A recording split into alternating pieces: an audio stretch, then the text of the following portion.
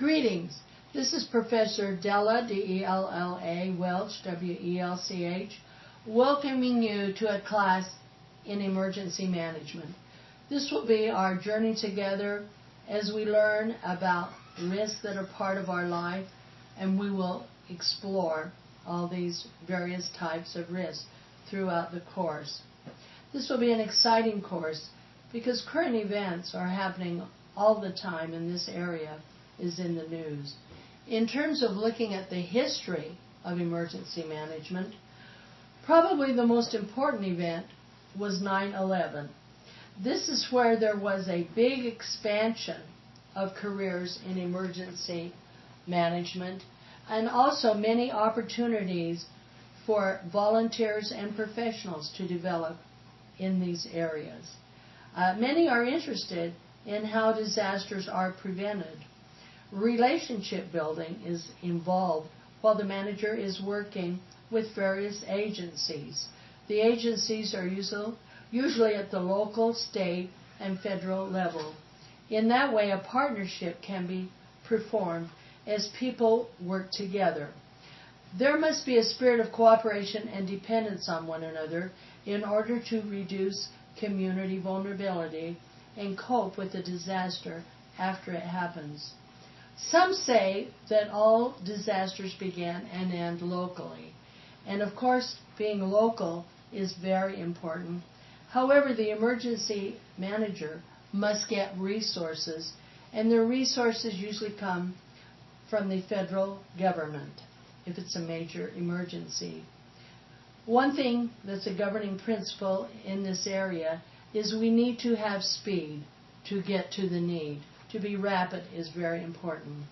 Not one person can do it alone. Planning needs to occur before the winds begin to blow and before the waters begin to rise and before other disasters occur. In this class we will discuss Hurricane Katrina, and that was certainly a problem where planning was not adequate. Earthquakes are a major disaster and a risk in California.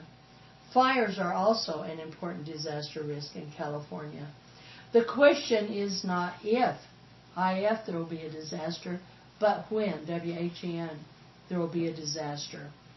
Some of the various types of disasters that we'll be studying are man-made disasters such as chemical spills, terrorist attacks, and so forth, and natural disasters such as floods, tornadoes, hurricanes, earthquakes, volcanoes, and other risks. Remember, disaster is always out there. You will learn about the role of the emergency manager in a disaster. You will learn, very importantly, the 4 phases of emergency management, the organization of emergency management at the local, state, and federal levels, and how they can work together to form a partnership. Disaster may knock at the door, but the preparation of the emergency manager will answer the door, and that will make a big difference if there's good preparation.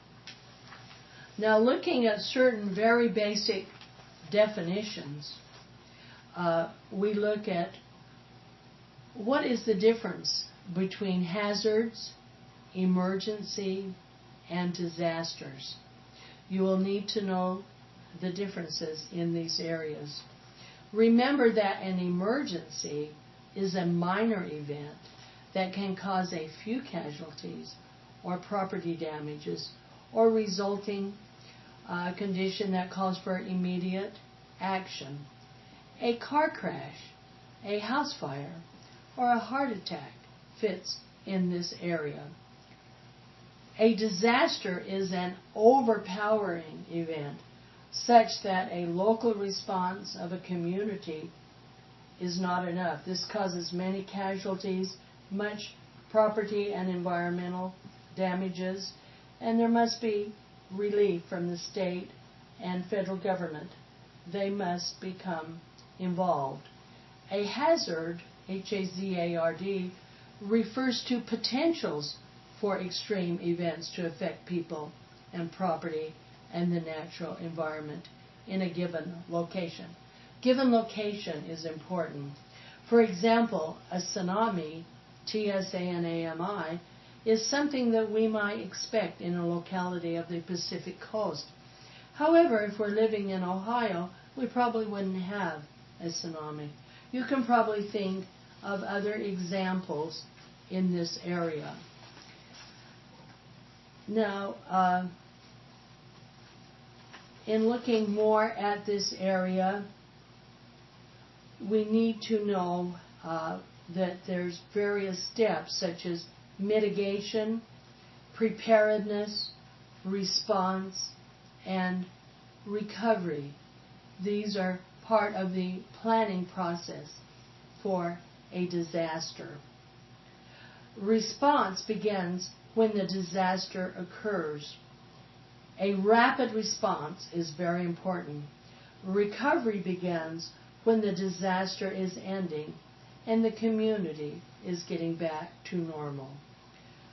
Those steps are clearly discussed in major textbooks in this area. Remember that a community is a town, city, or county. If you are in a town, city, or county, will you contact the mayor? At what point will the governor be contacted? At what point will FEMA, F-E-M-A, be contacted to provide resources? And it's important to review that. I think of a statement of Benjamin Franklin who says, if you fail to plan, you plan to fail. So it's important to responding to disasters to be concerned about casualties to persons or also damages to property. We now have another term that you'll need to know. It's called LEMC and LEMA. LEMA is a local emergency management agency. The LEMC is a local emergency coordinator. The LEMC links vertically with households and businesses and state and federal governments. The LEMC links horizontally with fire, police, public works, and so forth. So those are important needs that you need to understand about LEMA, which is the staffing, how the staffing of a local emergency management agency affects a particular emergency situation. You also need to know what is risk. Risk is defined as the possibility of loss or injury.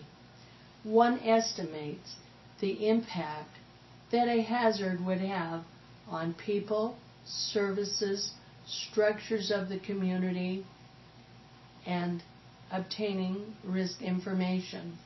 This is the end of our first tape on emergency management, and then we will continue our risk information on our second recording.